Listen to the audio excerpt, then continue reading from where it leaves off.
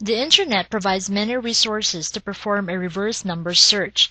This will allow you to enter a phone number into a database and receive information about a person, like his name, address, or business name.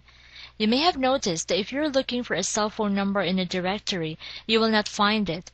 You may be trying to get the owner of a number, and using a reverse cell phone lookup may be your best option to get this information. There are places online to help you with your search. First, write down the unwanted phone number that you have received.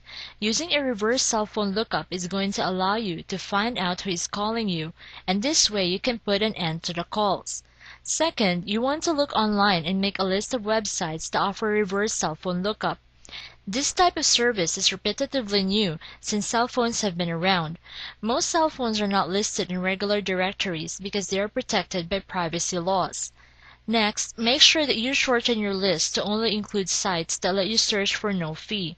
You want to save money whenever you can, so you're going to want to try some free sites first. If you find that they do not work well for you, then it may be worth it for you to pay a small fee to avoid getting these calls. Finally, you need to take action to get the information you need to stop those harassing calls. Set some time aside to search online to find a place that will let you search for this information. Make sure that you do not pay right away for this service because there are free options that you should try first. I found this amazing website that allows you to find a phone number owner. All you have to do is sign up and you get 4 days of free trial to try their services. This website gives you access to information that may not be easily available to the public. They provide a wide range of background checks and informational searches across thousands of sources of public records.